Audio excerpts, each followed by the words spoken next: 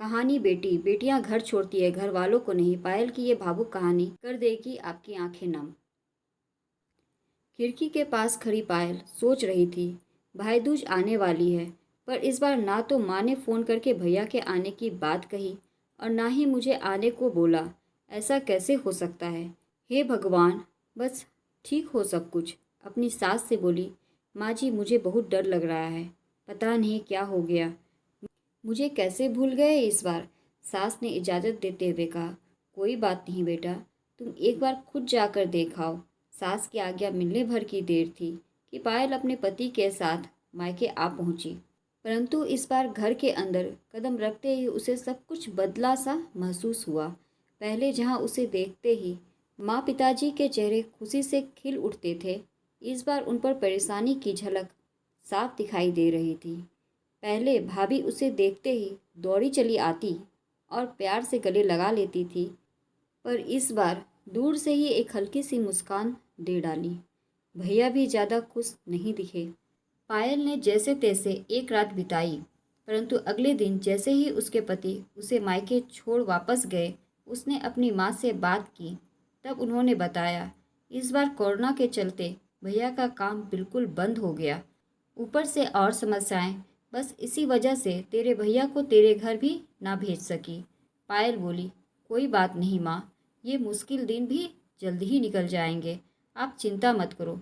शाम को भैया भाभी आपस में बात कर रहे थे, जो पायल ने सुन ली। भैया बोल रहे थे, पहले ही घर चलाना इतना मुश्किल हो रहा था, ऊपर से बेटे के कॉलेज की फीस, परसों भाई दूज है, पायल को भी कुछ देना पड़ेगा। भाभी बोली, कोई बात नहीं, आप चिंता ना करें, ये मेरी चूड़ियाँ बहुत पुरानी हो गई है, इन्हें बेचकर जो पैसे आएंगे उससे पायल दीदी को त्योहार भी दे देंगे और कॉलेज की फीस भी भर देंगे।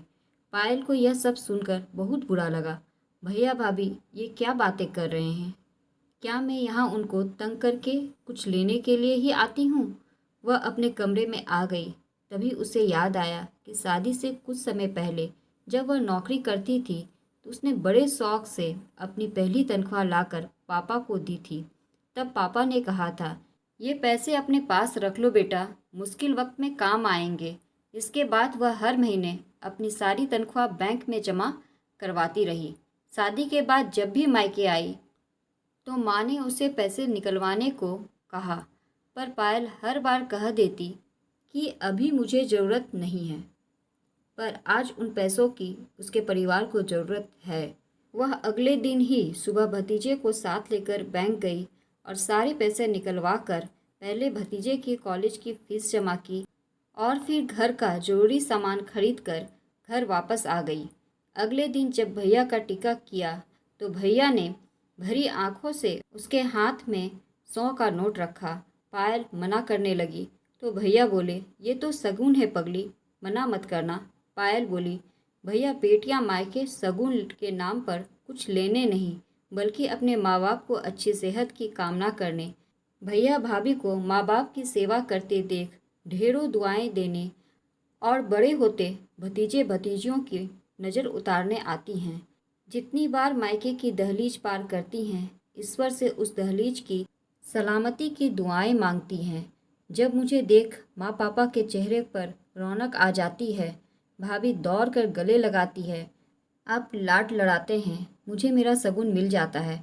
अगले दिन पायल ने मायके से विदा लेकर ससुराल जाने के लिए जैसे ही दहलीज के पार कदम रखा तो भैया का फ़ोन बज उठा। उन्हें अपने व्यापार के लिए बहुत बड़ा ऑर्डर मिला था।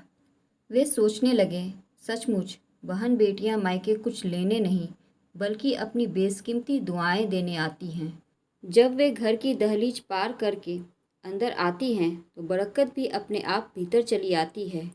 हर बहन बेटी के दिल की तमन्ना होती है कि उनका मायका हमेशा खुशहाल रहे और तरक्की करे। मायके की खुशहाली देख उसके अंदर एक अलग ही ताकत भर जाती है, जिससे उसके अपने जीवन में पेश होने वाली मुश्किलों का वो डटकर सामना कर पाती है। भैया की आंखों से खुशी के आंसू बहने लगे। बहन ऐसी ही होती हैं। शादी हो जाने के बाद बेटियां कभी भी पढ़ाई नहीं होती हैं, बल्कि वो दो कुलों की रक्षा करती हैं, कहानी पसंद आई हो तो लाइक शेयर सब्सक्राइब जरूर कीजिएगा। धन्यवाद।